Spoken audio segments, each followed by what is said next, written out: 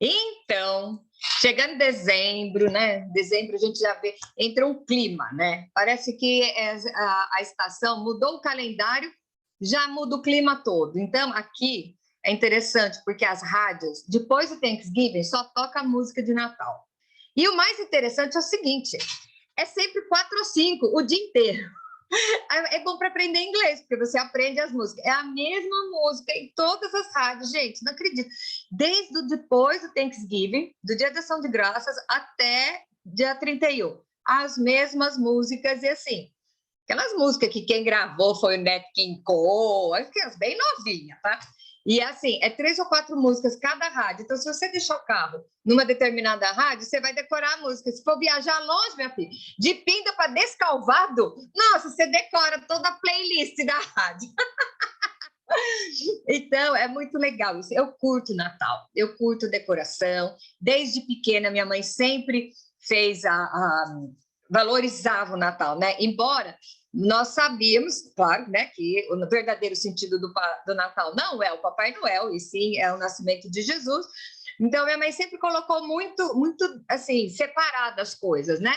Mas curtíamos Natal, e ceia de Natal, e presentinho no sapato, tinha de tudo, tá? E eu acho que isso que fez com que nós, né, da minha família, éramos 3, né, tivéssemos, assim, nós temos ainda tanto vínculo, tanto que o primeiro ano que eu passei aqui foi muito dolorido para mim, porque até se a gente estava brigado um com o outro, a gente parava de brigar por Natal e voltava a brigar lá em meio de janeiro.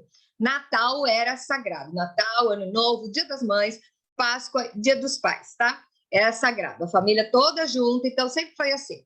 E foi uma coisa, eu acho que foi legal minha mãe criar a gente assim, porque veja bem, cada um tem a sua família, então vai multiplicando a magia do Natal, né?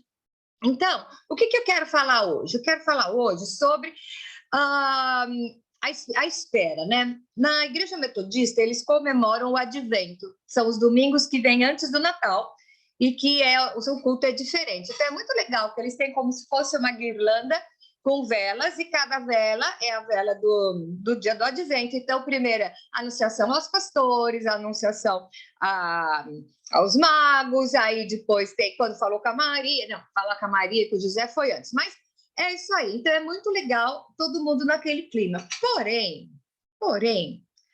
vamos, vocês sabem, né, que eu gosto de pegar sempre um viés meio diferente da história, né? Todas nós aqui tivemos filhos, tá? E se alguém está assistindo e não teve filho, então você vai, pega a garupa, pega a garupa.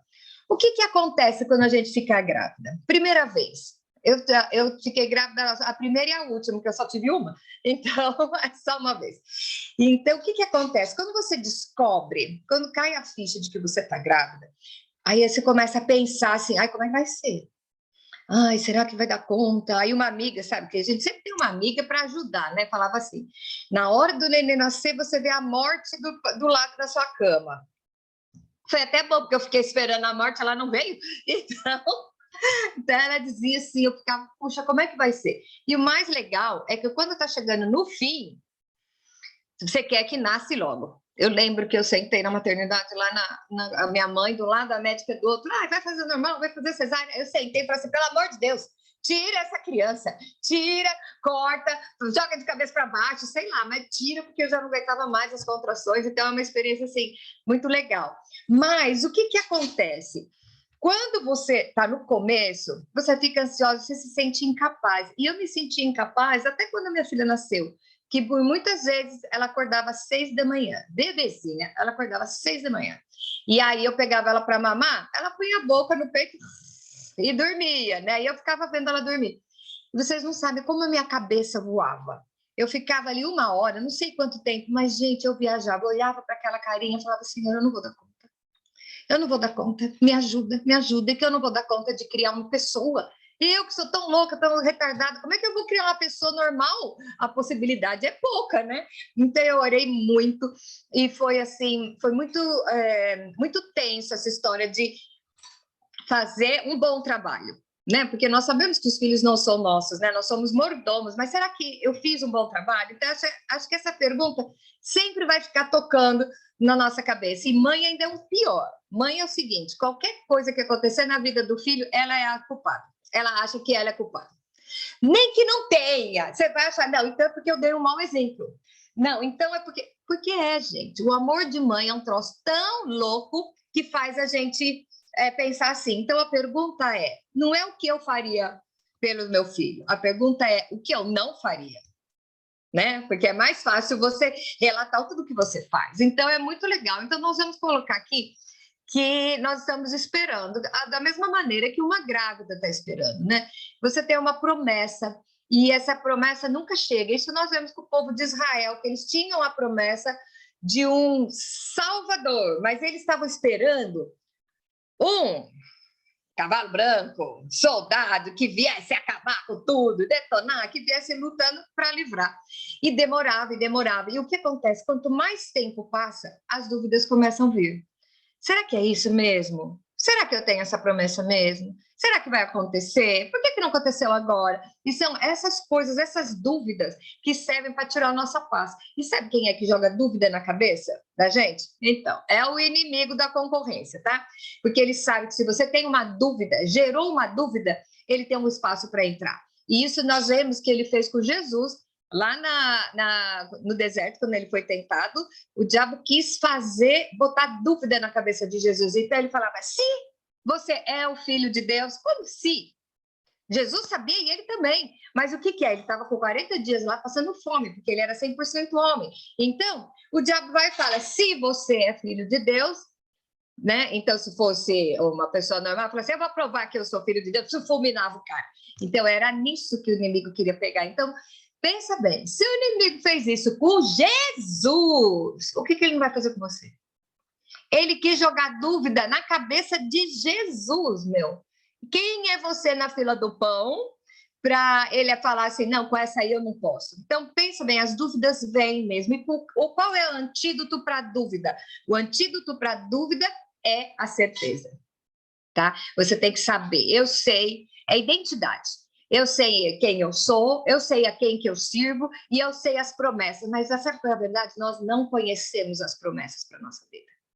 Não conheço. O básico do básico você sabe, mas você sabe quantas promessas tem na Bíblia falando para o povo de Deus, para um filho de Deus? São inúmeros. Então, quando vem a dúvida, você esquece da promessa.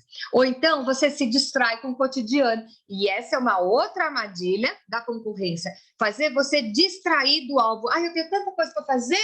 Ah, depois eu vou lá ler a Bíblia. Ah, depois você quer? Não, larga a mão dessa cabeção. Sabe? A gente não faz isso. Eu falo por mim. Quantas e quantas vezes, quando eu me vejo, eu estou perdendo tempo em alguma coisa que eu poderia estar investindo em aprender um pouco mais, né? Então, vocês já notaram que o caminho para a ida é sempre mais longo? Vamos falar de neurociência. Se eu vou agora lá para Descalvado, nunca fui, a viagem vai demorar um tanto. A volta, a viagem é mais rápida. É ou não é assim? Isso se explica porque o nosso cérebro, ele é preguiçoso. A metade das coisas que você vê, você não está vendo, ele está lembrando, botando para você ver uma imagem que ele já viu. Então, o que acontece? Quando você vai para um lugar a primeira vez, você está recolhendo as imagens, tá computando as imagens. Quando você está voltando, parece que as imagens já estão no seu cérebro, então passa mais rápido. Passou mais rápido? Não, gente, a distância é a mesma, mas é porque você já conhece, o seu cérebro guardou as ideias. Não sei se vocês já ouviram, ainda não cheguei nessa fase, mas gente que fala assim, nossa, o tempo voa, esse ano foi curtinho. Não, isso não é para mim, que eu ainda não estou nessa, tá? Quem sabe, né? Mas um dia eu vou estar. Por que acontece isso? Porque o seu cérebro já viveu essas coisas. Então, a sua rotina, por exemplo, você olha e fala, nossa, passou uma semana inteira, eu nem percebi, porque você teve uma semana com as atividades que são comum na sua vida. Então, o seu cérebro não cogita a novidade. Então, qual é a grande sacada? Cada vez você fazer uma coisa nova. Esteja sempre fazendo coisa nova para fornecer imagens para o seu cérebro para você ver. Então, o que acontece? Ah, eu tenho a minha promessa, mas esse ano passou tão rápido, não aconteceu. Aí você começa a duvidar daquele que fez a promessa por você, né? Então, o povo estava aguardando um soldado, um rei, um libertador, não sei o que era que ele estava esperando. E não aconteceu. Não aconteceu, não vinha, não vinha, não vinha, e chega uma hora que o povo fala assim: não vou esperar, não vou esperar. Ah, desiste, não é para mim isso. Aí, de repente, o que acontece? Nasce um bebê. Um bebê? O que o bebê vai fazer? Nasceu um bebê. Um bebê que precisa de cuidados. Parece tão débil, indefeso, né? Dependente. Nasceu um bebê. Ué, mas eu estava esperando um libertador. Estava esperando o He-Man chegar e não chega um bebê? Não estou entendendo. O que acontece? Os planos de Deus são sempre muito mais loucos do que você imagina. Deus precisava mostrar, precisava não, que ele não precisa nada, mas ele quis mostrar que ele é o Deus dos impossíveis e do improvável. E do improvável. Então, o que acontece? Hoje, aí Jesus veio e nasceu. E eu vou contar uma coisa: quando Maria estava grávida, o povo não sabia que a salvação estava vindo, nem ela. Mas ele já estava crescendo lá dentro.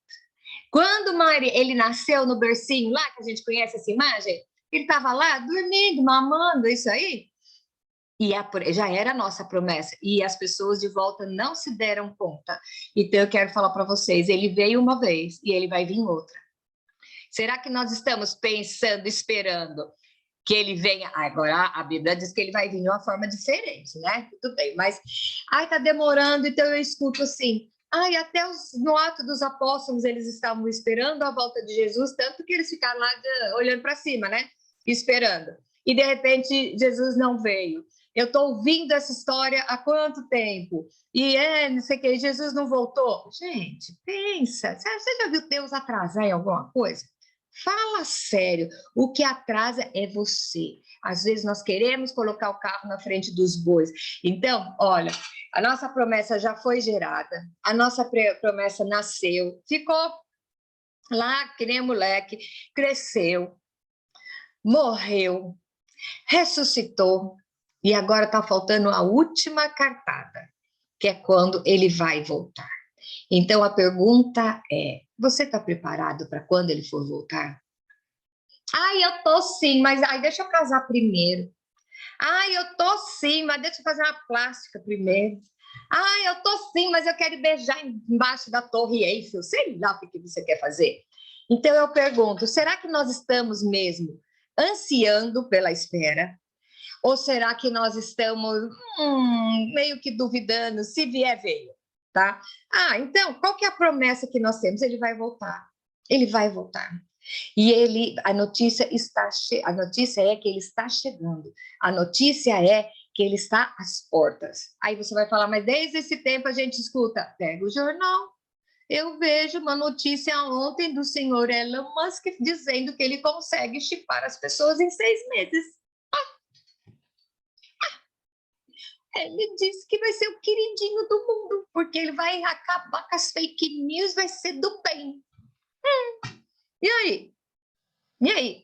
Quem não está tão ligado assim com o que vai acontecer, com os fatos, acha que vai demorar, mas se você olhar, for estudar a Bíblia e olhar o cenário, gente, mano do céu, a coisa está muito perto. Tudo aquilo que estava escrito lá está acontecendo. Então, eu só quero fazer uma pergunta para mim e para vocês hoje. Jesus está voltando. Isto é uma boa notícia ou é uma má notícia? Ele está chegando. Isso te acalma ou isso te assusta? Muitas vezes nós achamos que nós queremos que ele venha, mas deixa eu ver meus netos primeiro. A minha filha nem casou, né? Então vai demorar para caramba ainda. Mas o que é que você quer fazer antes de que Jesus venha? E esse instante pode ser agora. Pode ser agora. Então, o que a gente tem que estar é preparado. Do mesmo jeito que o povo ansiou pela vida de Jesus e ele veio num momento inesperado e ele veio diferente do que se esperavam, ele veio um bebezinho, agora nós sabemos que ele vai vir com todo poder e glória. Imagina você olhar para o céu se abrir e você ver ele cavalgando num cavalo branco vindo, nossa, não consigo nem imaginar. Nem Hollywood é capaz de descrever uma imagem dessa.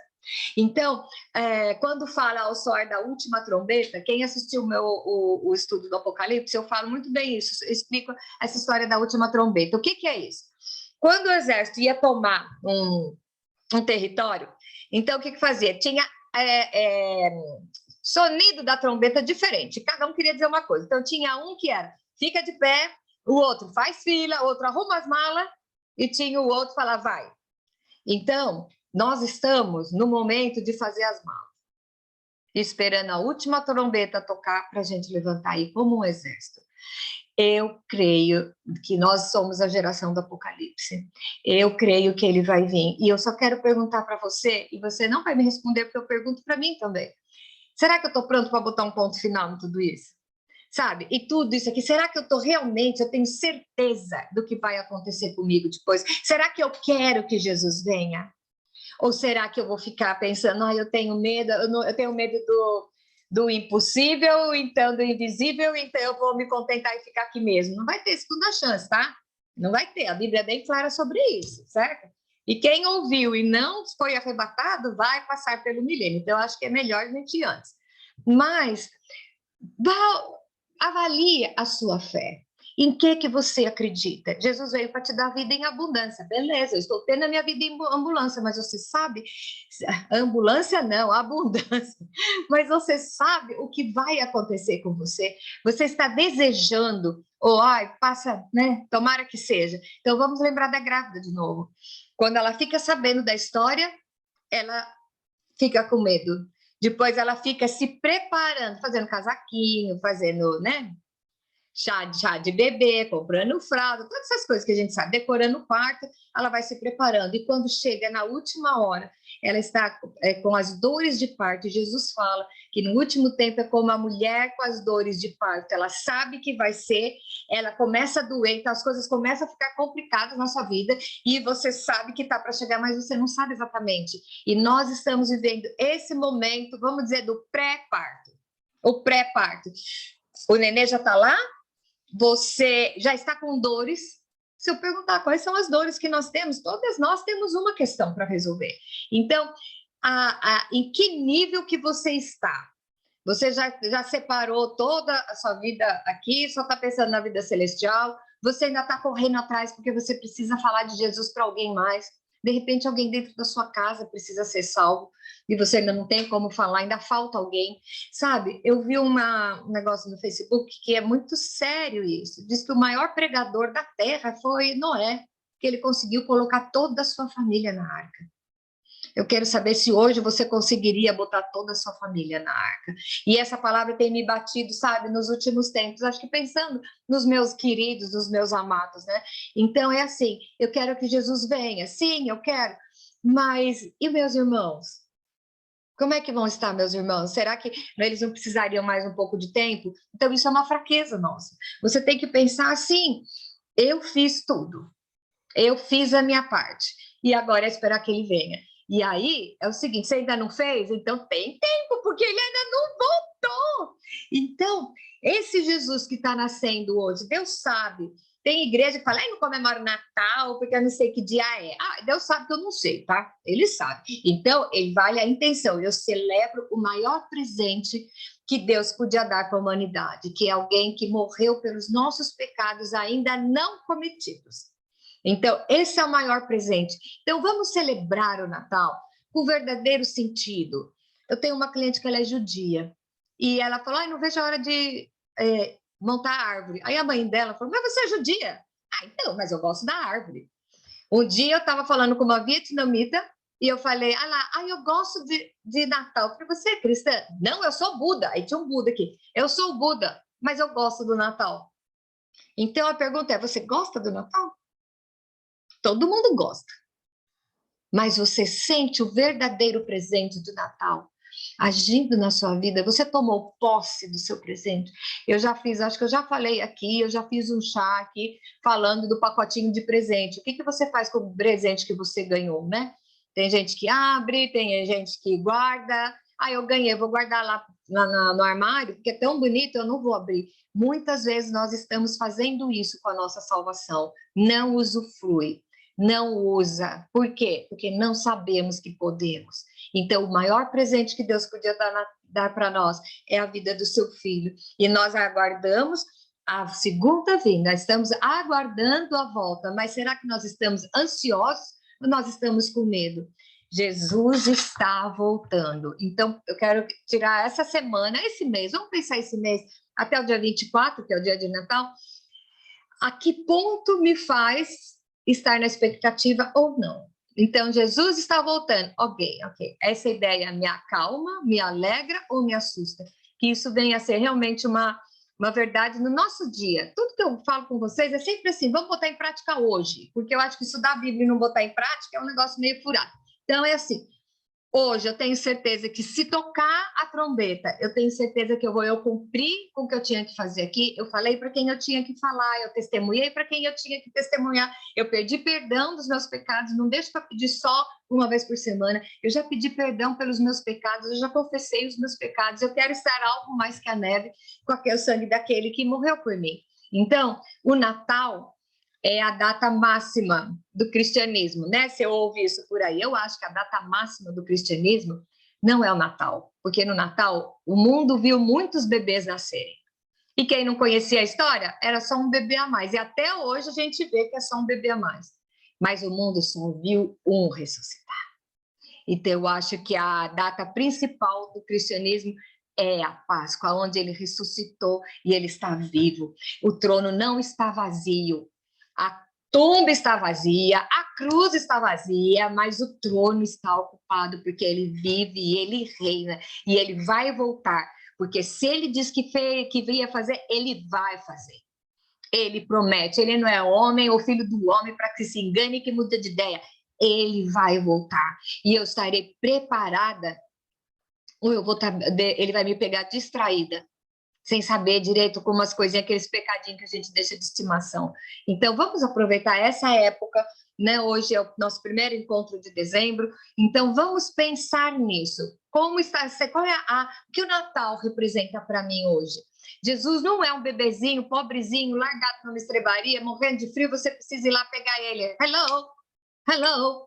Não foi como é que é? Aí eu encontrei Jesus, ele não estava perdido, quem estava perdido era você. Aí eu aceitei Jesus, quer dizer, quem pensa que você aceita, né? Quer dizer, é ele que faz, e você tem que, você se submete, porque você sabe o que ele fez por amor a você, e ele vai voltar. Ele vai voltar. Olha a Bíblia, olha os jornais, olha as notícias e você veja que ele está muito perto. Então, a nossa pergunta de hoje é o quê? Eu estou preparada? Aquele Jesus que nasceu em Belém, ele vai voltar. Deus prometeu que ele ia vir e ele veio. Deus prometeu que ele não ia morrer, e ele morreu e ressuscitou. Deus prometeu que ele está sempre vivo, né? E Deus falou que ele vai voltar. Ele mesmo disse que ele vai voltar. Então, ele vai. Ele vai. Então, como que nós estaremos para esse dia? Nós estamos ansiando ou nós estamos com medo? Nós estamos preparados ou nós estamos deixando para amanhã? Então, que essa seja a pergunta que fique matutando na sua cabeça. Eu gosto assim, né? De bater um papo e a gente ficar uns 2 dias pensando, né? Assim tem que ser. E você pense assim, faça um check-up da sua vida, para você ver a que ponto você está ansiando ou você está com medo. Amém? Que Deus abençoe a nossa vida. E que o Jesus, que é aquele, que é o verdadeiro sentido do Natal, ele nasceu e ele está vivo. Ele passou por muitas coisas, mas ele vive. Ele vive e ele vai voltar. Ele está à direita de Deus Pai Todo-Poderoso e ele vai voltar para reinar os seus. Ele vem encontrar com a igreja. Eu sou a igreja, você é a igreja. Nós vamos nos encontrar com ele nas nuvens. Louvado seja o nome dele. E olha, a maior expectativa vai ser essa. Você está vendo as coisas acontecerem, a promessa se cumprindo na sua vida. Enquanto isso, vamos vivendo, mas vamos levando uma vida de acordo para poder garantir o nosso regresso com ele. Amém? Um beijo muito grande, Feliz Natal para vocês. Para você também.